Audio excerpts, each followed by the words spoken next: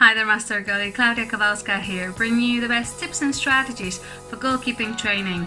I'm the FA goalkeeping coach, and in this video I get to interview Paulinus Dorzia, the first team goalkeeper coach at Malmo City Football Club, and we talk about the importance of good positioning in the modern game, as well as breaking down the key tips on how to become a better goalkeeper. Coming up.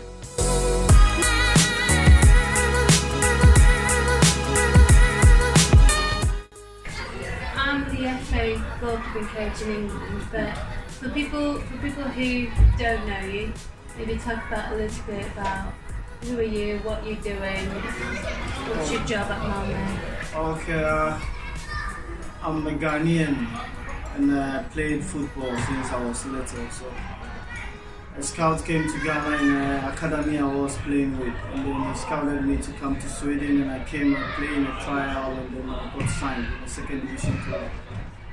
And actually I've played in Sweden for 4 years. I've played for the first division also. But then I got injured, and then nurturing injury, I just think I can coach the kids and making them better to be good goalkeepers in the future. But when I'm done with the rehab and I'm feeling good about myself, I go back to football. Talk a little bit about positioning in goal and reading the game correctly, and how can that impact the entire performance during the game? Positioning is very important, and also as the game goes on, as a goalkeeper you have to follow the play, and as much as you can, we're talking with your defenders, and if you can also extend it to the midfield. But the very important one is to really talk to your defenders and shape them. Yeah. And as you are in the goal, you position yourself with where the ball moves to. So you don't just stand, start in the middle of the 18. When the ball is on the right, you shift a little bit to the right. When it's in the center, you are in the center and you move. So anytime there is a ball over the defense line, you can be quick to recover. Yes. Like you play as a last defense. The game is constantly changing. It's evolving, and I think goalkeeping positioning itself is becoming more demanding. Yeah. So, how important for you is footwork and good positioning as a coach and as a player? In the olden days, footwork didn't really matter, but now it really matters. As a goalkeeper, you are there to save the ball, but also you have to play like an outfield player. So if you are good with your feet, it helps in distribution of the ball, like accurately. When you can distribute the ball well, it helps your team to gain advantage over the other team.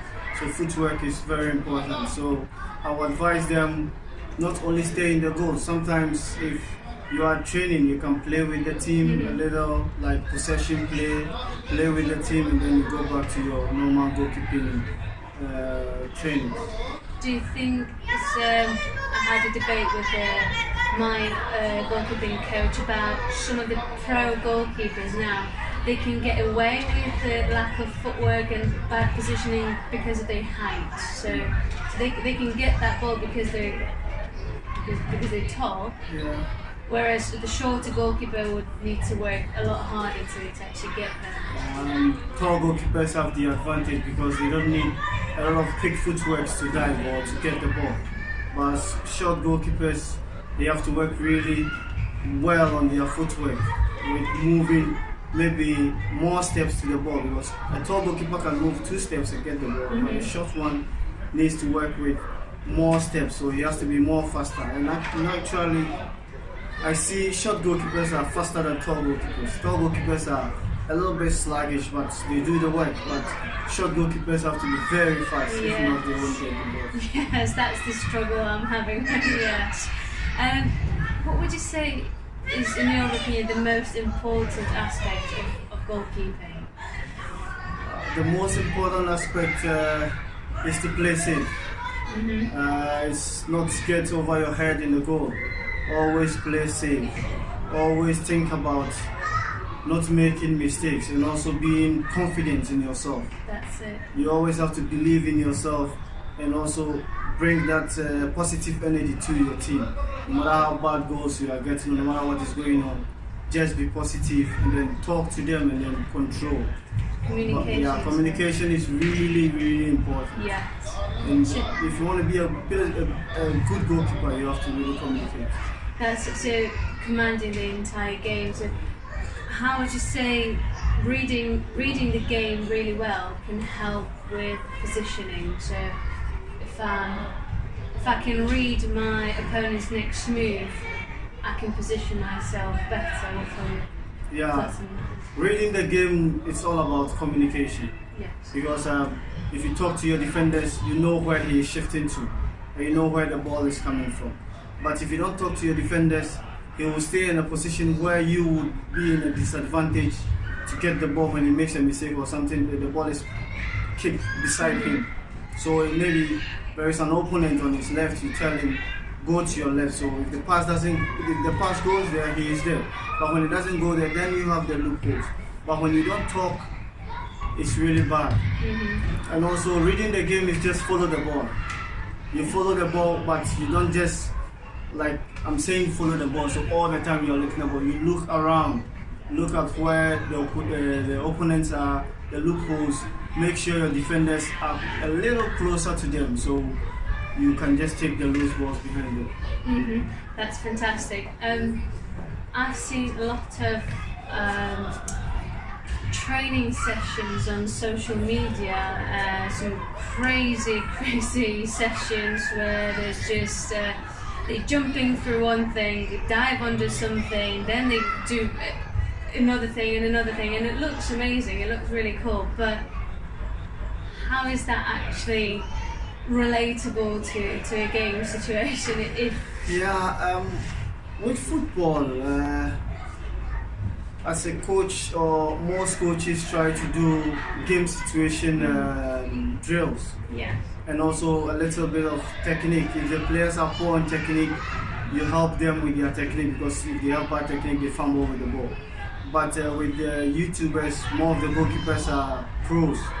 And although they jump and move and dive, we don't see in a game like that, but in a game situation it happens like this. So as they do it, when it happens in the game, it's there already. That's why it goes on like that. So when I was training, it's like that. You have to dive several times, jump, move between cones and all that. You don't see it. You would think maybe it's too much, but in a game, situations happen, you have to do 2 or 3 saves at the same time. And if you don't have that conditioning from the coach, then you go down one, you can't get out and you see the next. Yeah, I agree 100%. What would you say to coaches about their training sessions? How can they be more creative with their session but still make it realistic to the game scenarios? For me, it's all about technique first. Teach them the technique first, and then the game situations, you don't put in everything at the same time. You take one game situation at a time with them. Like you teach them the technique for maybe some couple of minutes, and then you put the game situation drills also. Yes. And also it's exciting for the goalkeepers also. And you just need to give them confidence. Tell them when you catch the ball, or you let them know when it's wrong, you also put it them, it's wrong. Do it like this is the proper way.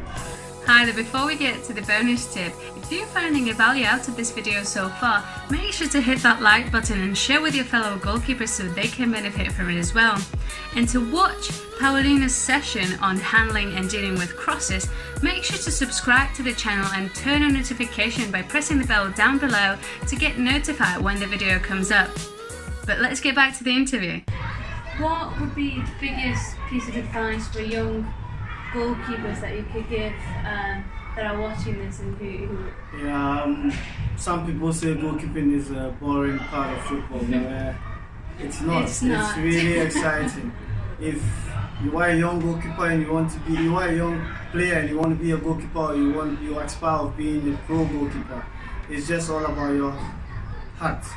Yes. It's all about your heart, and you have to be very, very disciplined, because the foot players, they run, they kick the ball, and they are done. But you have to kick the ball, run as well, and dive and catch the ball.